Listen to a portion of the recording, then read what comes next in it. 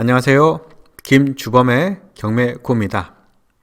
이번 시간은 매각 허가 결정의 이의에 대해서 확인해 보겠습니다. 매각을 허가한다는 것은 매수인의 지위를 인정하겠다는 취지이고, 이에 따른 이의신청을 해서 매각 불허가 결정을 내릴 수 있도록 요청하는 것이죠. 이 이의신청은 매각기일의 구두, 즉 말로써 또는 서면으로도 할 수 있습니다. 그렇지만 실무에서는 매각 허가 결정 전까지 매각 불허가 신청 또는 이의신청 방식으로 진행되는데, 실무는 통상 매각 불허가 신청을 하게 되는 것입니다.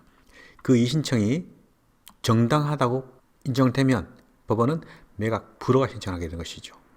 만약 신청한 이의신청 또는 불허가 신청에 대한 기각을 한다면, 즉 네가 한 이 받아들이지 않을래, 또는 불허가 신청한 거 받아들이지 않을래, 이때는 그 사유가 없기 때문에 매각 허가 결정을 선고하게 되는 것입니다.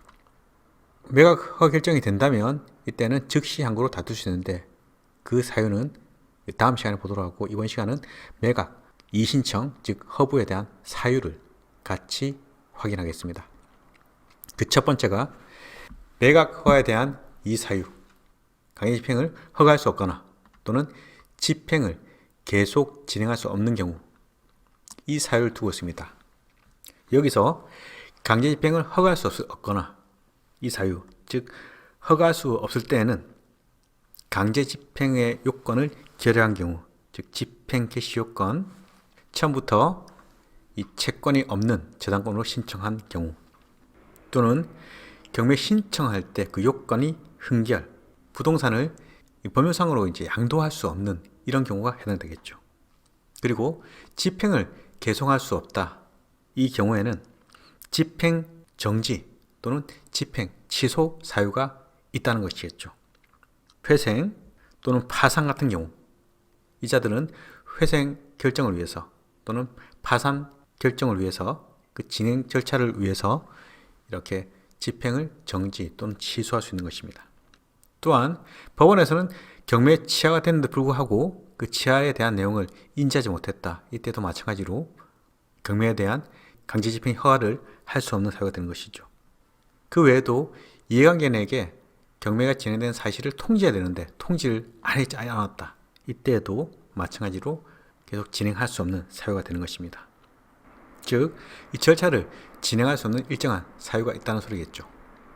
그 두 번째가 채고가 매수 신고인, 즉 매각 허가 결정을 해야 되는 그 당사자인 이 채고가 매수 신고인이 부동산을 매수할 능력 또는 자격이 없는 경우를 말하는데, 능력과 자격에 대한 것은 가령 미성년자가 신청을 했을 때, 또는 피성년 후견인, 미성년자 아닌 성년이지만 능력을 결여한 제한 능력자, 그 외에도 피한정 후견인, 이 자들은 독립해서 혼자서 입찰을 할 수가 없습니다.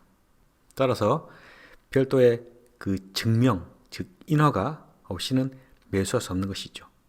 이 능력이라 하면 경제적 능력을 말한 게 아닙니다. 본인이 이 권리, 의무에 대한 이런 능력을 말한 것이죠. 그 세 번째가 부동산을 매수할 자격이 없는 그 자가 최고가세 매수 신고를 내세워서 매수 신고를 한 경우를 들 수 있습니다. 결국 이때는 이 두 번째 규정, 매수 신고할 능력 또는 자격이 없는 미성년자 같은 제한 능력자를 대신해서 별도의 명의신탁 같은 그런 걸 말하는 거겠죠. 즉 명의를 빌려주고 매수 신고를 한 경우, 이때에도 마찬가지로 매각 불허가 사유, 즉 이의신청을 할 수 있는 경우가 되는 것입니다. 상당히 확인하기 곤란한 문제겠죠. 그 네 번째가 최고가 매수 신고인 또는 그 대리인, 또는 최고가 매수 신고를 내세워서 매수 신고하는 사람이 108조 민사집행법 제108조를 간략히 확인해 보면, 매각 장소의 질서 유지에 대한 것입니다. 이 108조 각 호에 해당되는 사람은 매수 신청을 못하도록 하든지 또는 매각 장소에서 나가라 이렇게 집행안에 명할 수 있는 것이죠. 첫 번째가 다른 사람의 매수 신청하는 것을 방해한 사람. 최근에는 그게 있지 않습니다. 예전에 경매법정에서 손을 들고 또는 유체 동산의 경우에는 겁박을 해서 매수 신청을 하지 못하게끔 방해하는 경우가 있는 경우도 있었습니다. 두 번째는 부당하게 다른 사람과 담합하는 거, 그리고 매각의 적정한 실시 방해한 사람, 회방 놓은 사람 말하겠죠. 1호, 2호에 대한 매수 신청에 대한 방해와 담합에 대한 내용을 교사한 사람도 포함되는 것입니다. 그 외에도 형법상 별도의 이런 규정에 따라서 유죄 판결, 그리고 판결 확정일부터 2년이 지나지 않은 사람, 이자 또한 마찬가지로 이 신청 사유가 되는데 실제 증명하기가 쉽지 않습니다.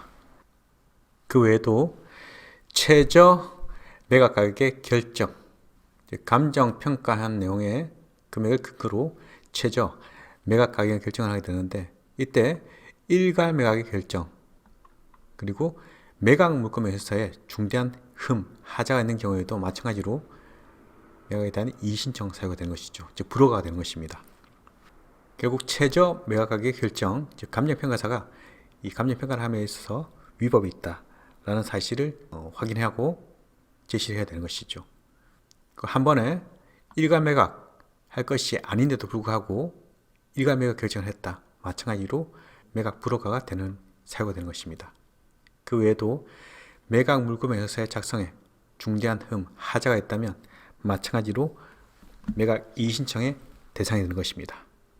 관련된 사례는 개별적 분석 시간에서 또 별도로 보도록 하겠습니다.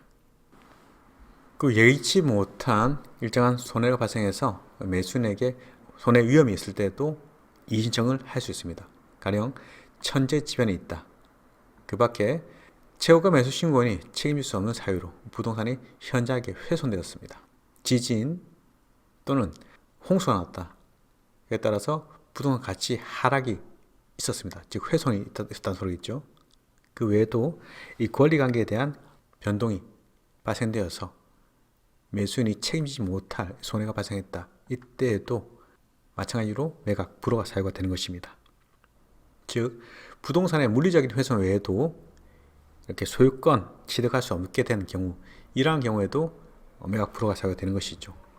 실무상 매각 물건 회사 작성의 그리고 최저 매각 가격 결정을 할 때 감정을 잘못했다, 수목을 할 걸 안 했다, 또는 일괄 매각하지 않아야 될 걸 일괄 매각 신청했다, 이런 경우가 대부분입니다. 그 외에도 경매 절차상에서 중대한 하자가 있는 때에는 마찬가지로 매각 불허가 신청, 즉 이의신청을 할 수 있는 사유가 되는 것입니다. 참고로 경매를 신청할 때에는 채권자가 자신의 채권을 해소하기 위함인데 남을 가망이 전혀 없는, 즉 무인의 상태인데 별다른 조치 없이, 즉 매수신고의 최고 같은 이런 조치 없이 지난 경우에도 매각 불허가 사유가 될 수 있습니다. 최저 매각 가격에 대한 공고를 하지 않거나 감정인이 평가해서 평가된 금액 그리고 정당한 금액, 다른 금액으로 최저가 매수 신고를 기재해서 공고한 경우에도 불허가 신청을 할 수 있고, 부동산 표시가 현저히 잘못되어서 공고됐더라도 마찬가지로 매각 결정에 대한 이의를 할 수 있습니다. 그 외에도 집행관이 입찰표를 제출해라라는 채고를 합니다. 이때 1시간이 경과하지 않으면 입찰을 마감하지 못합니다. 일반적으로 70분 정도 시간을 두는 것이죠. 그 외에도 보증의 방법, 즉 그 매각 보증금을 다른 방법으로 제공했다. 이때도 이의신청 사유가 될 수 있습니다. 이렇게 이의 사유가 있음에도 채무가 매수인의 착오는 이의 사유가 되지 못합니다. 예컨대 이 1,000만 원을 쓸 것 같다가 실수해서 10억을 썼다. 이런 현저한 착오가 있더라도 이의신청의 대상이 될 수 없습니다. 따라서 채무가 매수인이 입찰한 금액에 대한 착오는 인정되지 않는다는 소리겠죠. 이번 시간은 매각 허가에 대한 이의신청 사유에 대해서 학습했습니다.